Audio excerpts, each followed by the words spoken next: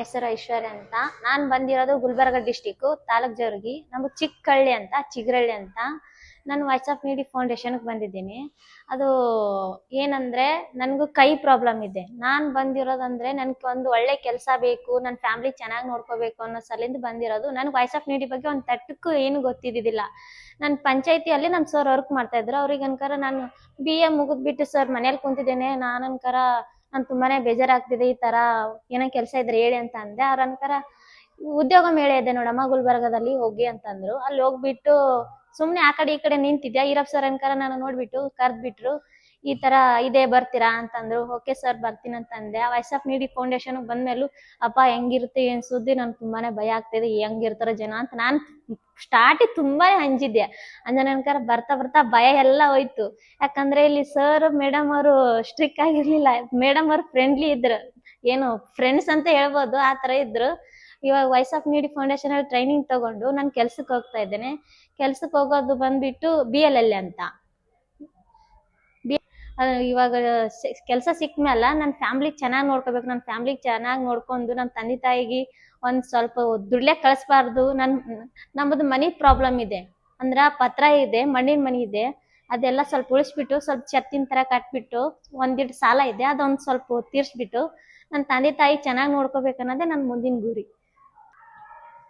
ನಾನೇ ಕೈ ಪ್ರಾಬ್ಲಮ್ ಇದ್ದದಕ್ಕೆ ಈ ತರ ಮುಂದೆ ಬಂದು ಈ ತರ ವಾಯ್ಸ್ ಆಫ್ ನೀಡಿ ಫೌಂಡೇಶನ್ ಅಲ್ಲಿ ಟ್ರೈನಿಂಗ್ ತಗೊಂಡು ಕೆಲ್ಸಕ್ಕೆ ಹೋಗ್ತಾ ಇದ್ದೀನಿ. ನನ್ನಂತ ಅಂಗವಿಕಲರು ಸುಮಾರು ಜನ ಇದ್ದಾರೆ. ನಮ್ ಕೈಲಿ ಏನಾಗುತ್ತೆ ಏನ್ ಸುದ್ದಿ ಅಂತ ಅನ್ಕೊಂಡ್ ಮನ್ಯಾಗ ಕುಂತವ್ರು ನಿಮ್ ಮೈಂಡ್ ದಲ್ಲಿ ಇಟ್ಕೊಂಡ್ರೆ ಫಸ್ಟ್ ಆಫ್ ಆಲ್ ತೆಗ್ದಾಕ್ಬಿಡಿ. ಯಾಕಂದ್ರೆ ನಾನು ಈ ತರ ಇಟ್ಕೊಂಡು ಕುಂತಿದ್ಕೆ ಮನೆ ತುಂಬಾ ಬೇಜಾರಾಯ್ತು. ನಮ್ ತಮ್ಮನೇ ಬೈತಾ ಇದ್ದ, ಇವಾಗ ಸಣ್ಣವದನೆ ಬೈತಾ ಇದ್ದಾನೆ, ಮುಂದೆ ದೊಡ್ಡ ಆದ್ಮೇಲೆ ಏನ್ ಮಾಡ್ತಾನೆ ನಂಗೆ ಗೊತ್ತಿಲ್ಲ.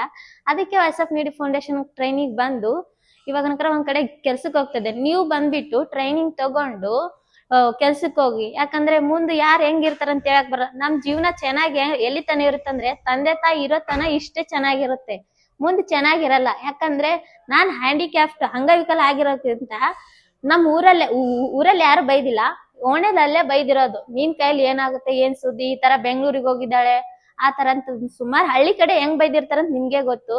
ಅದಕ್ಕೆ ಎಲ್ರು ಮನ್ಯಾಗ ಓದಿ ಕುಂತಿರ್ತೀರ ಅಂಗವಿಕಲ. ಫಸ್ಟ್ ಆಫ್ ಆಲ್ ನಾನು ಹೇಳ್ಬೇಕಂದ್ರೆ ಅಂಗವಿಕಲರಿಗೆ ಹೇಳ್ತಾ ಇರೋದು, ನೀವು ಓದ್ಬಿಟ್ಟು ಮನ್ಯಾಗ ಕುಂತ್ಬಿಟ್ಟು ನಮ್ ಕೈಲಿ ಏನು ಆಗಲ್ಲ, ಏನ್ ಸುದ್ದಿ, ನಾನು ಓದೋದೇ ಬೇಡ. ಒಬ್ರು ಓದೋದೇ ಬಿಡ್ತಾರೆ ಅಲ್ಲಿ ಹಸಿಂದು. ಯಾಕಂದ್ರೆ ನಮ್ಮ ಫ್ರೆಂಡ್ ಹಿಂಗೆ ಬಿಟ್ಬಿಟ್ರು. ಅವ್ರ ಅನ್ಕರ ಇವಾಗಿಲ್ಲ. ಅವ್ರು ಬಿಟ್ಬಿಟ್ಟು ಅವ್ರ ಮನೇಲಿ ಅವ್ರ ತಮ್ಮ ಅಲ್ಲ ಅವ್ರ ಮಾಮಾರವ್ರು ಬೈತಾ ಇದ್ರಂತೆ, ಈ ತರ ಅವಳು ಇಲ್ಲ ಇವಾಗ. ಸೊ ನೀವು ಎದ್ದಕ್ಕೆ ಭಯ ಪಡ್ಬೇಡಿ. ಬೆಂಗ್ಳೂರಿಗೆ ಹೋದ್ಮೇಲೆ ಯಾವ ತರ ಇರ್ಬೇಕು, ಅಲ್ಲಿ ಬೆಂಗ್ಳೂರ್ ಚಲೋ ಇಲ್ಲ ಹಂಗಿಲ್ಲ ಅಂತ ಅಂತಾರೆ. ಅಂದ್ರೆ ನಾವ್ ಚಲೋ ಇರ್ಬೇಕು. ಫಸ್ಟ್ ಆಫ್ ಆಲ್ ಹೇಳ್ಬೇಕಂದ್ರೆ ನಾವ್ ಚಲೋ ಇದ್ರೆ ಎಲ್ರು ಚಲೋ. ಇಲ್ಲಿ ವಾಯ್ಸ್ ಆಫ್ ನೀಡಿ ಫೌಂಡೇಶನ್ ಬಗ್ಗೆ ನೀವೇನ್ ಯೋಚನೆನೆ ಮಾಡ್ಬೇಡಿ, ಚೆನ್ನಾಗಿದೆ. ನಾನ್ ಸ್ಟಾರ್ಟಿಂಗ್ ಬಂದ್ರಪ್ಲೆ ನಿಮ್ ತರನೇ ಯೋಚನೆ ಮಾಡ್ತಿದ್ದೆ, ಆದ್ರೆ ಇವಾಗ ಆ ಯೋಚನೆನೇ ಇಲ್ಲ. ಆದ್ರೆ ಒಂದ್ ಬೇಜಾರಾಗ್ತದೆ, ಇಲ್ಲಿ ಬಂದು ಬೇರೆ ಕಡೆ ಹಾಸ್ಟೆಲ್ಗೆ ಹೋಗೋದು ಪರಿಸ್ಥಿತಿ ಬಂದಿದೆ. ಸೊ ಅದ್ರ ಸಲಿಂದ ಒಂದ್ ಸ್ವಲ್ಪ ಬೇಜಾರಾಗ್ತಿದೆ. ಪರವಾಗಿಲ್ಲ, ಅವಾಗ ವಾಯ್ಸ್ ಆಫ್ ನೀಡಿ ಫೌಂಡೇಶನ್ ಬಂದ್ ಹೋಗ್ತೀನಿ.